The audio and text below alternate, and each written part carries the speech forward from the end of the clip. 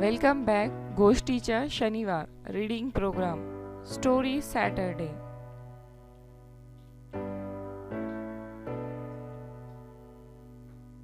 presented by Story Weaver Pratham books, UNICEF and राज्य शैक्षणिक संशोधन व प्रशिक्षण परिषद महाराष्ट्र.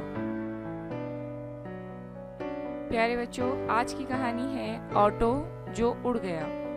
ऑथर केन स्पिलमैन, इलस्ट्रेटर अजंता गुहा ठाकुर, ट्रांसलेटर शकील अहमद साल्फी. अर्जुन के पास 3 पहिए और एक हेडलाइट है और वो हरे और पीले रंग से रंगा हुआ है. उसका ताल्लुक दिल्ली के सबसे बड़े खानदान से है. अर्जुन जहाँ जाता वहाँ उसके भाई बहनें, चची, चचा और चचाजाद भाई मौजूद रहते. बिल्कुल, वो जवाब देता. अर्जुन रात दिन मेहनत करता था. फटफट टका टका टक वो चलता रहता. फटफट टका टका टक. उसने कभी शिकायत नहीं की, इसलिए कि ऑटो वाला सुरेश भी बहुत मेहनत करता था. उसकी हड्डियां कमजोर हो गई थी, जिससे उसको बहुत तकलीफ होती थी. उसने अर्जुन के डैशबोर्ड को प्लास्टिक के फूलों और फिल्मी सितारों की तस्वीरों से सजा रखा था.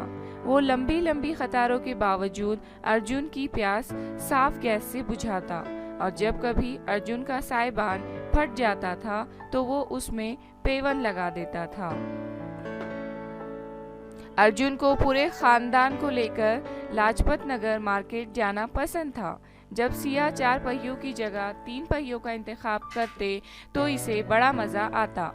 उसे सुरेश जी के साथ कुतुब मीनार के बाहर पेड़ के साए में आराम करना अच्छा लगता था. अर्जुन कैनाट पैलेस की खूबसूरती से कभी उकताता नहीं था. रेलवे स्टेशन के बाहर लोगों की भागदौड़ और क्रिकेट मैच के बाद फिरोज शाह को कोटला से निकलने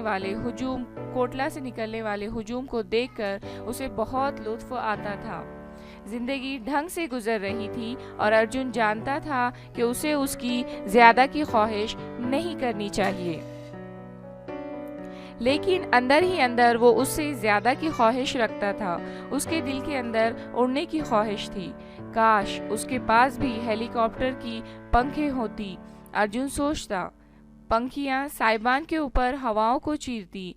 सुरेश जी अपने सर को रुमाल से लपेट लेते और उसका सिरा हवा में लहराता. वो आसमान में जाते रहते. फट फट टका टका टक. लेकिन अर्जुन को मालूम था कि ये सिर्फ एक ख्वाब है. ऑटो में हेलीकॉप्टर की पंखियां लगना ऐसा है जैसे हाथी को पर लग जाए, या ट्रेन रॉकेट की तरह जन्नाटे भरे और उसके डब्बे पीछे छूट जाएं. गर्मी का दिन था. अर्जुन ट्रैफिक के हुजूम में एक मशगूल चौराहे पर इंतजार कर रहा था.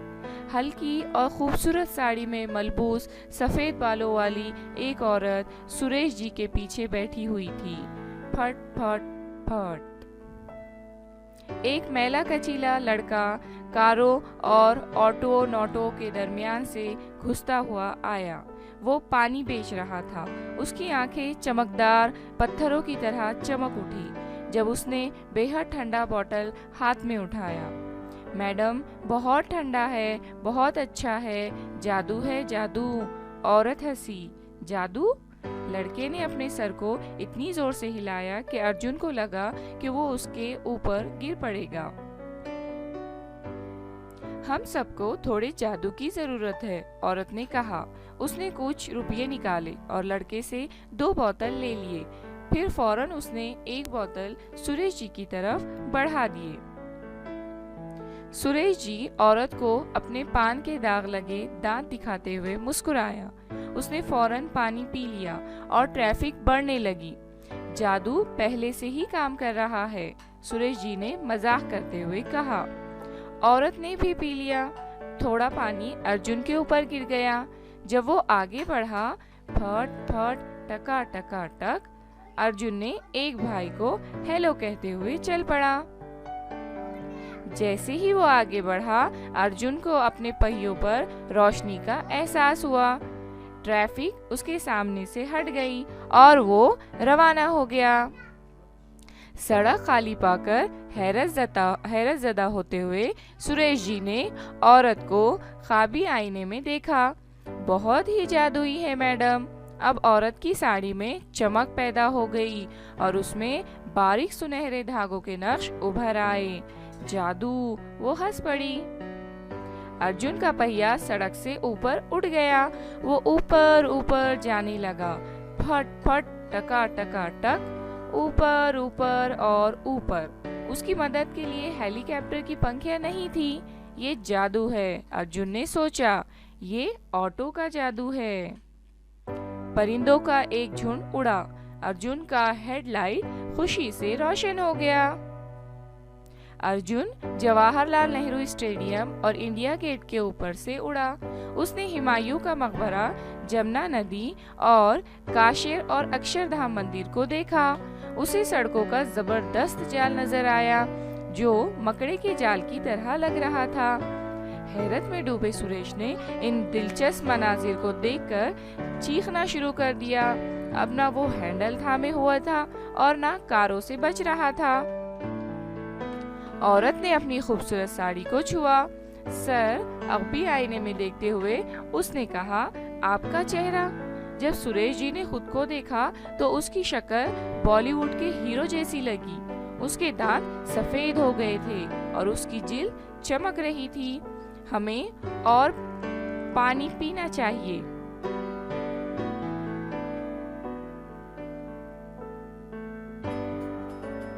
وہ زور سے بولا۔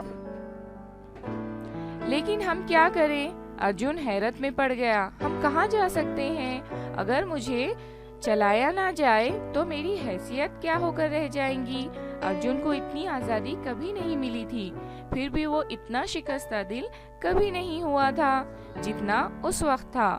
جس دنیا کو وہ جانتا تھا اس میں ہر سفر کا ایک مقصد تھا اور ہر منزل عارضی تھی۔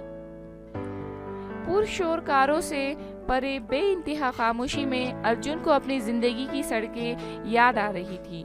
وہ سڑکیں جو کاروں، موٹر سائیکلوں اور بسوں سے پٹی رہتی تھی۔ نیچے اس نے اپنے خاندان کو کام میں مشغول دیکھا۔ پیلے سائبان کے نقطے روشنی کے میناروں کی طرح چمک رہے تھے۔ ارجن کو لوگوں کی افراتفری اور جلد بازی بھی یاد آ رہی تھی۔ جب ہر آدمی کہیں نہ کہیں پہنچنے کا خواہش مند رہتا تھا، کہیں جانا ہے، کہیں جانا، پھٹ پھٹ ٹکا ٹکا ٹک۔ عورت نے نیچے دیکھا اور نیچے کے مزے کے بارے میں سوچنے لگی۔ اب اس کے لیے اپنی ساڑی کی چمک کو بھول جانا آسان تھا۔ میں اپنی بیٹی اور نواسیوں سے ملنے جا رہی تھی، اس نے سوچا۔ وہ منتظر ہوں گے۔ میری زندگی کا حقیقی جادو تو وہی ہے۔ سریش جی بھی اپنی بالی ووڈ والی شکل سے بیزار ہو چکا تھا۔ اس کا کیا فائدہ ہے؟ اس نے جاننا چاہا۔ پہلے اسے صرف اس کی چاہت تھی، اب سریش جی کو صرف اپنے ہی جلد کا سکون مطلوب تھا۔ ارجن نے ہیڈ لائٹ کی روشنی مدھم ہو گئی۔ اسے ایسا لگا جیسے اس کی کوئی منزل نہ ہو۔ وہ سریش جی کے خیالات کو پڑھ سکتا تھا، وہ عورت کے مزاج کو سمجھ سکتا تھا۔ سریش جی شہر کے جانے پہچانے جادو کو پی کر ایک بار پھر مشغول ہو گیا۔ ہر علامت اور ہر چوراہا اس سے بات کر رہے تھے۔ بہت جلد اس نے اپنے آپ کو پھر سے پہچان لیا۔ اسے معلوم تھا کہ کہاں جانا ہے، وہ پہلے ہی سے وہاں تھا۔ عورت کی ساڑی کا رنگ ہلکا ہو گیا لیکن اس کا چہرہ چمک رہا تھا۔ وہ نیچے زمین پر آ گئے۔ ارجن کے پہیوں نے گرم اسفالٹ کو چھوا اور اس کے انجن نے راحت کی سانس لی۔ پھٹ پھٹ ٹکا ٹکا ٹک، دھیان سے چلو، ایک بھائی نے گلی کے کونے سے آواز لگائی۔ عورت کے نواسیوں نے اوپر کھڑکی سے ہاتھ ہلایا۔ وہ اتر گئی اور سریش جی کو کرایہ ادا کیا۔ آٹو آٹو آٹو، ارجن نے ایک مسافر کی حیرت انگیز آواز سنی۔ ہر سواری نئی ہو گئی۔ اس کے ناتمام سفر کا حصہ حیرت و استعجاب سے پر۔ پیارے بچوں، ہمیں اس کہانی سے کیا سبق ملتا ہے؟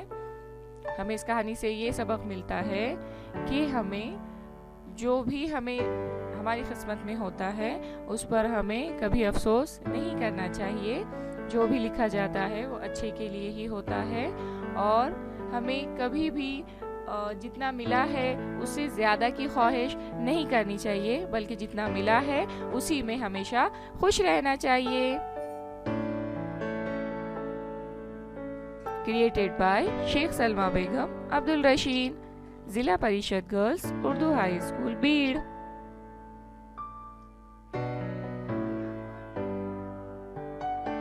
Thanks for watching. Subscribe for more videos to our YouTube channel پہلی اڑان۔